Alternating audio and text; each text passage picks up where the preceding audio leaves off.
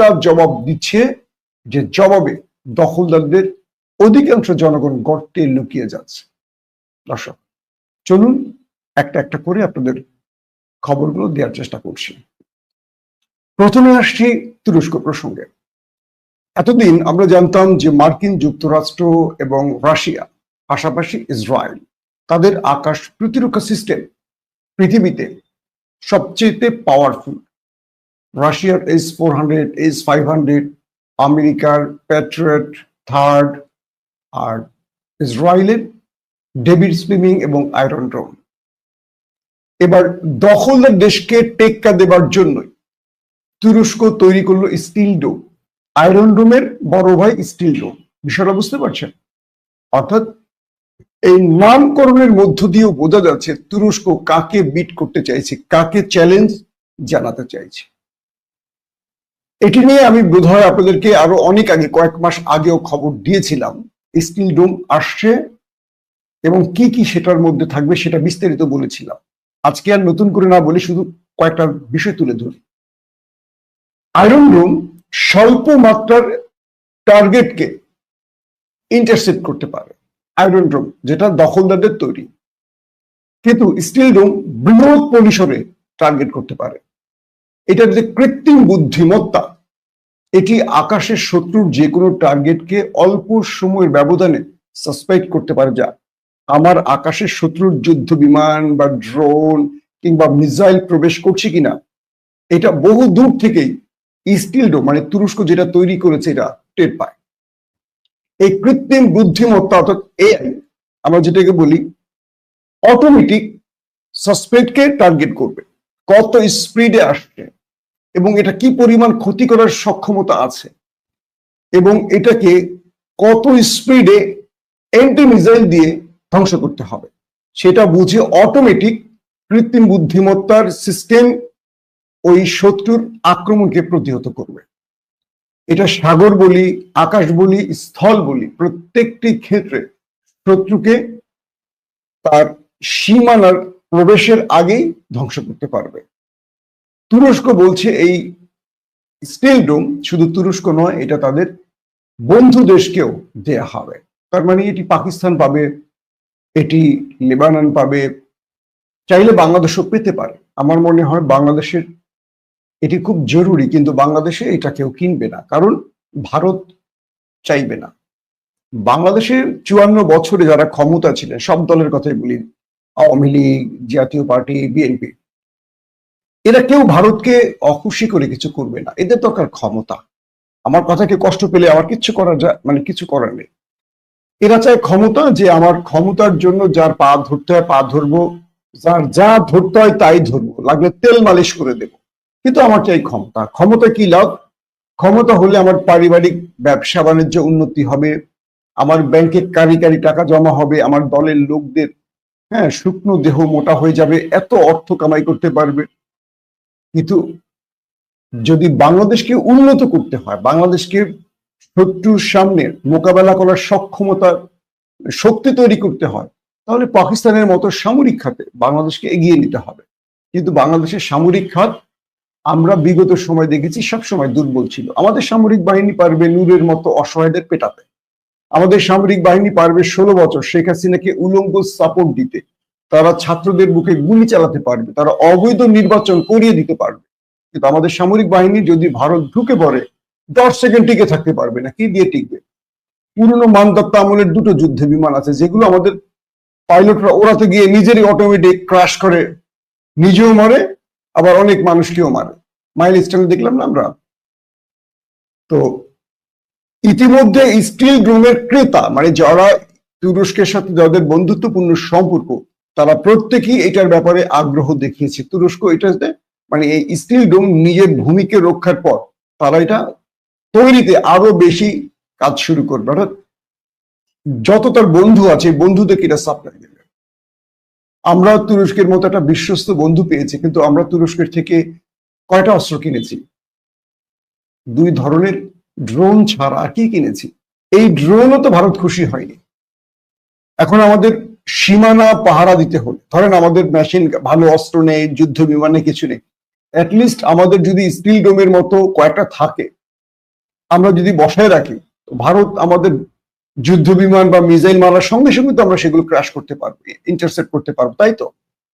কিন্তু দুঃখজনক হলেও আমাদের, জানি না, বাংলাদেশ 54 বছর তো আর ভারতের মতের বাইরে যায়নি, আর কবে যাবে। এখন ভারত চাইছে জাতীয় পার্টিকে প্রধান বিরোধী দলে বসাতে। আমাদের দেশের প্রধান দলটি ভারতের কথা রাজি হয়ে গিয়ে এখন তারা দেখেন জাতীয় পার্টির নিষেধের দাবি তুলছে না বিএনপি। এটা আমাদের জন্য কষ্টের।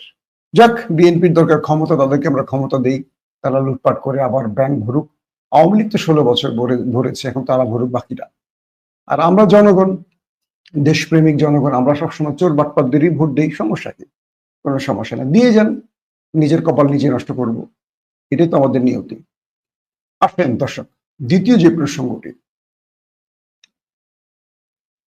গাজার ভেতরে ব্যাপক সংঘর্ষ চলছে এই মুহূর্তে। আইডিএফ জাইতুন অঞ্চলে ব্যাপক তাণ্ডব লীলা চালিয়েছে। যখন দখলদার বাহিনী, সেনাবাহিনী গাজায় ঢুকে সেন্ট্রাল গাজা থেকে অপারেশন শুরু করে, তাদের ঘিরে ফেলে প্রতিরোধ বাহিনী, আল কাসাম সহ বিভিন্ন ব্রিগেড। এরপর তাদের সঙ্গে একদম মুখোমুখি লড়াই চলে দীর্ঘ সময় ধরে, এবং এই লড়াইতে আইডিএফ কে তার টিম থেকে মানে বিচ্ছিন্ন করে ফেলে। আইডিএফ জীবন নিয়ে পালাবার চেষ্টা করে। লম্বা সময় যুদ্ধ শেষে বলা হচ্ছে বহু হতাহত হয়েছে দুপক্ষেরই, এবং এখন পর্যন্ত ডজন খানিক, কয়েকটি সূত্র বলছে 5 জন, কয়েকটি সূত্র বলছে ডজন খানিক দখলদার সেনা নিখোঁজ। তারা বেঁচে আছেন নাকি মরে গেছেন, দখলদার দেশ সেটি জানে না। তো মানে একই সঙ্গে দখলদাররা গাজার কয়েকটি পয়েন্টে এই অভিযান চালায়, এবং তাদের টার্গেট ছিল পুরো গাজা দখল করা। আর সেই সময়টা কাসাম সহ বিভিন্ন ব্রিগেড তাদের সাথে এই লড়াইতে মুখোমুখি হয়। এই সময় উপর থেকে মনিটর করা এবং অ্যাটাকিং হেলিকপ্টার ঢোকে দখলদার দেশটির, সেটিকেও আল কাসাম গুলি করে ভূপাতিত করার চেষ্টা করলে সেটি পালিয়ে যায়। এরপর আসে তাদের ট্যাঙ্ক, কয়েকটা ট্যাঙ্ক উড়িয়ে দেয়। এরপর আসে তাদের ট্রুপ ক্যারিয়ার সহ আরো কয়েক সেনা, মাইন বিস্ফোরণে তারাও সেখানে হতাহত হয়। এরপর আরো কয়েকটি অঞ্চলে ব্যাপক সংঘর্ষ ছড়িয়ে পড়ে। আল কাসাম মেশিন গান, রকেট সহ বিভিন্ন অস্ত্র ব্যবহার করে তাদের প্রতিহতের চেষ্টা করে যায়। তবে দুঃখজনক হলেও একটি তথ্য কিছুক্ষণ আগে না, রাতেই পেয়েছি। সেটি হলো আমাদের, কি বলবো, সবার আমরা যে তথ্যগুলো প্রচার করি, যার মাধ্যমে, যার তথ্যের আলোকে, গাজার প্রতিরোধ বাহিনীর মুখপাত্র আবু উবাইদা তিনি শাহাদাত বরণ করেছেন। এই তথ্যটি এখন পর্যন্ত গাজার হামাস কিংবা আল কাসামের পক্ষ থেকে নিশ্চিত করা হয়নি, তবে ইসরায়েল দাবি করেছে যে তারা আবু উবাইদাকে হত্যা করেছে। এটি বলতে পারি গত কয়েক মাসের সবচেয়ে বড় ধাক্কা। ইয়াহিয়া সিনওয়ার, দায়েফ, সিরিয়ালি এদের মৃত্যুর পর যে শূন্যতা তৈরি হয়েছিল সেটি পূরণ করেছিল আবু উবাইদা, এবং তাকে এই মুহূর্তে পুরো পৃথিবী চেনে, এবং তাকে নিয়ে বহু কিছু তৈরি হচ্ছে, কমিক্স, মুভি আবু উবাইদাকে নিয়ে। এবং ইসরায়েলে আবু উবাইদার বিশাল বিশাল পোস্টার, ইসরায়েলের তুরস্কে আবু উবাইদার ছবি, পোস্টার তুরস্কের বড় বড় বড় ভবনে ঝুলিয়ে দেওয়া হয়েছে, যে হিরো, মানে এরকম বহু মানে ক্যাপশনে। তো দখলদাররা দাবি করেছে যে আবু উবাইদা নিহত হয়েছে। এখন আল কাসাম বা হামাসের পক্ষ থেকে কি বিবৃতি আসে সেটার দেখার অপেক্ষা আছে। এবং আরো বেশ কজন আল কাসামের শীর্ষ কমান্ডার আহত বা হতাহত হয়েছে, এমনটিও দাবি করছে দখলদাররা। বলতে পারি যে এটা আমাদের জন্য আজকে সবচেয়ে খারাপ সংবাদ, দুঃসংবাদ। আমরা দেখতে চাই শেষ পর্যন্ত আসলে কি হয়। এদিকে দখলদার দেশটির সাথে প্রতিরোধ বাহিনীর যে অ্যাটাক বা পাল্টা অ্যাটাক, এটা এত তীব্র আকার ধারণ করেছে আইডিএফ, তারা আর এই লড়াইটা বা যুদ্ধটা কন্টিনিউ করতে চাইছে না। ইতিমধ্যে আমরা যেটি দেখেছি যে মোসাদ পরিচালক তিনি ডেভিড বার্নিয়া, তিনি এই যুদ্ধ বন্ধে প্রধানমন্ত্রী নেতানিয়াহুকে পরামর্শ দিয়েছেন, এবং তিনি বলেছেন যে আমাদের সৈন্যরা ক্লান্ত হয়ে গেছে, আর পারছে না, এভাবে এই যুদ্ধটাকে আর টেনে নেওয়া খুব কঠিন। কারণ এটা টেনে নিতে গেলে আগামীতে আমাদের সেনারা আরো বেশি বিপর্যয়ের মুখে পড়বে, আরো বেশি মার খাবে, আরো বেশি প্রাণ হারাবে। এটা কে বলছে? মোসাদ পরিচালক ডেভিড বার্নিয়া। পাশাপাশি আইডিএফ, ওদের যে সেনাবাহিনী আইডিএফ, আইডিএফ এর প্রধান ইয়াল জামির, তিনি যুদ্ধ বন্ধ করে একটি আলোচনার মাধ্যমে সমাধান করার পরামর্শ দিয়েছেন প্রধানমন্ত্রী নেতানিয়াহুকে। অর্থাৎ সেনা প্রধান যিনি ইয়াল জামির, তিনি নিজেই বলছেন এই যুদ্ধটা আর টেনে নেওয়া যাচ্ছে না, এবং বেনিয়ামিন নেতানিয়াহুকে বলেছেন যে আপনি দ্রুত একটি আলোচনার মাধ্যমে আমাদের জিম্মি যারা বেঁচে আছে এবং যারা মারা গেছে তাদের হস্তান্তরের ব্যাপারটি আলোচনা করুন, যুদ্ধটাকে আর টেনে নেওয়া সম্ভব হচ্ছে না।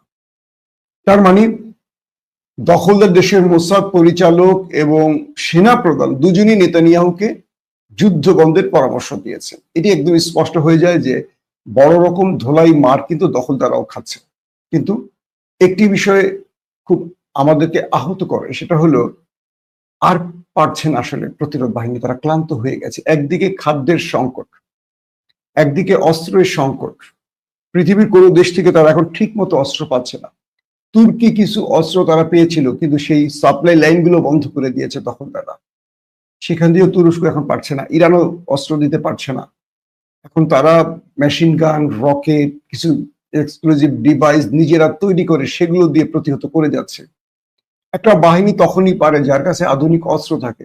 দখলদাররা আকাশে ড্রোন দিয়ে, যুদ্ধ বিমান দিয়ে, অ্যাটাকিং হেলিকপ্টার দিয়ে, তারা কি বলবো, তাদের বিভিন্ন সিস্টেমিক ইলেকট্রনিক্স ওয়ারফেয়ার ব্যবহার করে গাজার ভেতরে আক্রমণ চালিয়ে যাচ্ছে। আর ওরা হাতে তৈরি মামুলি কিছু অস্ত্র দিয়ে এই বিশ্বের একটা বড় পরাশক্তিকে, যাদের কাছে পৃথিবীর সকল আধুনিক অস্ত্র আছে, আমেরিকা তাদেরকে কি বলবো যে জাহাজ ভর্তি করে করে অস্ত্র পাঠাচ্ছে, সেই দেশটির সাথে কতক্ষণ টিকে থাকবে যখন কেউ তাদের সাহায্যে আসছে না? একটা ছোট উপত্যকায় 24-25 লক্ষ মানুষ, এর মধ্যে 1-1.5 লক্ষ মানুষ মরেই গেছে। এর মধ্যে যুদ্ধটা আজকে 2 বছরের উপর টেনে চলে গেছে। এটা 2 বছরের অধিক একটা যুদ্ধ দখলদারদের মতো একটা শক্তিশালী দেশের বিরুদ্ধে। কয়টা দেশ? পুরো ইউরোপ, ইসরায়েল, আমেরিকা সবার সাথে একা লড়ছে এক প্রতিরোধ বাহিনী। আর কত আর কত, কিন্তু প্রতিবেশী জর্দান, মিশর বা আরব রাষ্ট্রগুলো কেউ সাহায্য করছে না। একটি দেশও সাহায্য করছে না, না অস্ত্র দিয়ে, না খাদ্য দিয়ে, না কোনোভাবে। এভাবে আসলে আর কত টেনে নেওয়া যায় এই লড়াইটা? এটা নিয়ে এখন আসলে আর কিছু বলার নেই। 2 নম্বর বিষয়টি হলো ইয়েমেন। দখলদাররা ইয়েমেনে ব্যাপক আক্রমণ করেছে। আমি গত পরশুদিন আপনাদের লাইভ সম্প্রচারে সেই খবরগুলো দিয়েছি। তাদের যিনি ইয়েমেনের যিনি প্রধানমন্ত্রী আহমেদ গালিব আল রাফাউই, তিনি শাহাদাত বরণ করেছেন, তাদের প্রতিরক্ষা মন্ত্রী শাহাদাত বরণ করেছেন, এবং কয়েকটি সূত্র বলছে আবু উবাইদার মতো, যিনি ইয়েমেন থেকে আমাদের তথ্য দিতেন, পৃথিবীব্যাপী যার ছবিটি আপনারা দেখেছেন, তার খবরটি আপনারা ভালো, আমরা মানে তার যে খবরটি পেয়েছি এটা আমাদের জন্য দুঃসংবাদ। কি বলবো, ইয়াহিয়া সারি, আল্লাহ তাকে সেভ করুন। আমি জানি না এখন পর্যন্ত তিনি বেঁচে আছেন কিনা, তবে দখলদাররা দাবি করেছেন তাকে হত্যা করেছে। যে ইয়াহিয়া সারির সুন্দর চেহারাটি, তার বক্তব্যটি পুরো পৃথিবী দেখতো, গণমাধ্যম প্রচার করত। তো একটা ধাক্কায় ইয়েমেন ব্যাপক ক্ষতিগ্রস্ত হয়ে গেছে। যেমন হাসান নাসরুল্লাহর সমেত হিজবুল্লাহর প্রধান কমান্ডারদের মেরে ফেলার পর হিজবুল্লাহ দুর্বল হয়ে গেছে। এখন হিজবুল্লাহর উপর আক্রমণ করলেও পাল্টা জবাব দিতে পারছে না। যে হিজবুল্লাহ প্রতিদিন টাফ টাইম দিয়েছিল দখলদারদের, এখন তারা প্রতি উত্তর দিতে পারছে না সেভাবে। তো ইয়েমেনের ভেতরেও একদম প্রধানমন্ত্রী সহ আর্মির গুরুত্বপূর্ণ ব্যক্তিদের সহ একসাথে টার্গেট করে অনেককে মেরে দিয়েছে। 2টো সূত্রের খবর আসছে এরকম, মোসাদকে ইয়েমেনের ভেতর থেকে বিশ্বাসঘাতকরা এই তথ্য লিক করেছে যে তারা এখন কোথায় কি অবস্থায় আছে। দেখেন, মোসাদ প্রতিটি সফলতার পেছনে মুসলমান বিশ্বাসঘাতকরা রয়েছে। ইরানে আমরা দেখেছি প্রেসিডেন্ট ইব্রাহিম রাইসি, পররাষ্ট্রমন্ত্রী